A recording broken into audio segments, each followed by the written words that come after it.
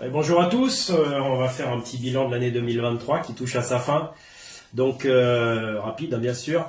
Donc déjà, ça nous a servi à consolider nos acquis des années précédentes. On a notamment les nouveaux clubs qui ont été encore plus dynamiques, qui ont fait beaucoup d'animations, les nouveaux et les anciens clubs.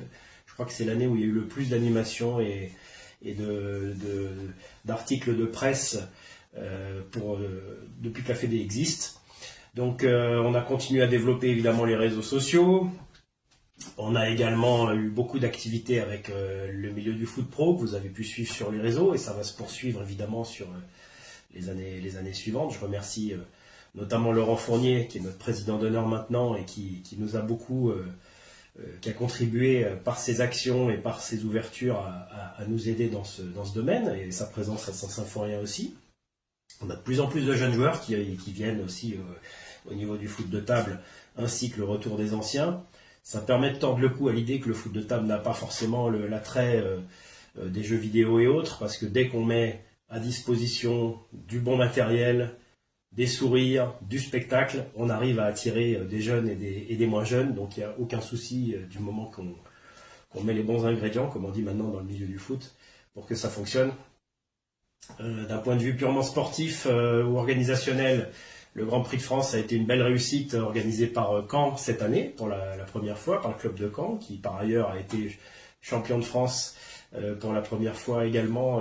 Et donc on les félicite d'avoir brisé l'hégémonie d'ici les Moulineaux.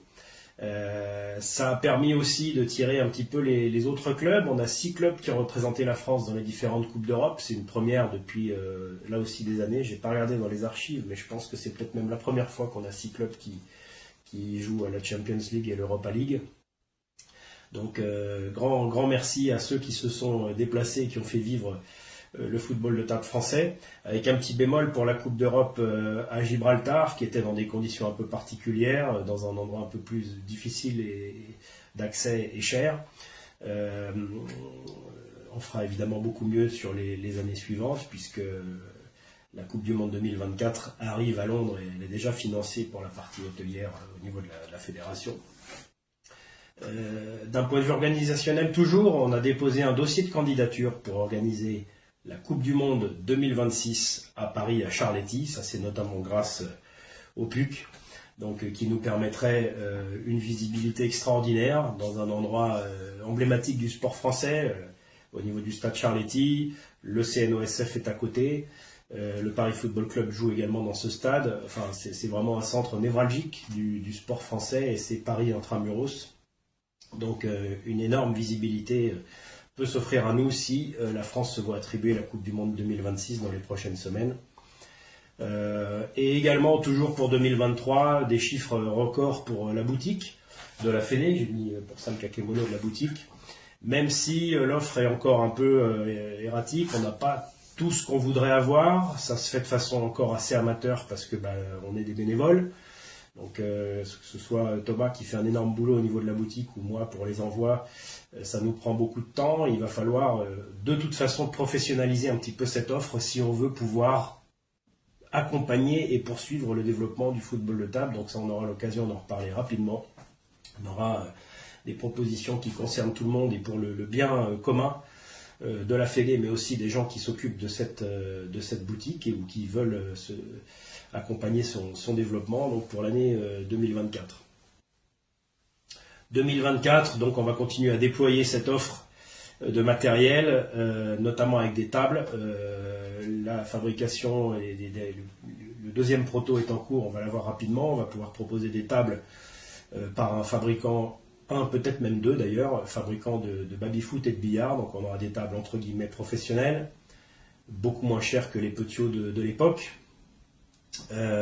On aura également donc on est accompagné maintenant au niveau du bureau fédéral pour la communication avec une personne supplémentaire qui nous a rejoint il y a quelques semaines, Éric Dujardin.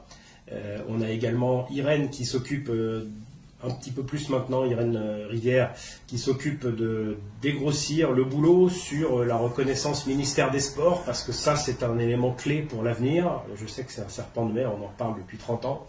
Mais là, on a trouvé un angle d'attaque qui va nous permettre d'avoir des réponses à proposer rapidement sur ce sujet qui est stratégique évidemment pour notre développement, notre connaissance, pour vous aider pour les salles, pour vous aider pour les sponsors, etc. etc. Et puis, on est en train donc de terminer, de finaliser différents accords pour la Coupe de France en région, comme je l'avais déjà évoqué. Ça devrait se faire pour la rentrée de la saison prochaine. Donc entre les tables, la Coupe de France en région, le développement va prendre une tournure tout autre maintenant. On est bien assis sur nos bases, on va pouvoir reprendre une phase de développement importante. La Coupe du Monde 2024 donc à Londres, on espère celle de 2026 à Paris. Donc tout ça, plus des nouveaux joueurs un peu partout, des dirigeants qui ont 45, 50, 55, 60 ans et donc qui sont bien installés, en plus des jeunes qui arrivent. Tout ça, ça nous donne des bonnes perspectives et en tout état de cause, je vous souhaite de meilleurs vœux 2024 pour vous et vos familles, une bonne santé et un petit clin d'œil à Serge, à qui on pense bien fort pour que 2024 soit l'année de la renaissance autour des tables de Subu pour lui aussi. Merci et bonne année.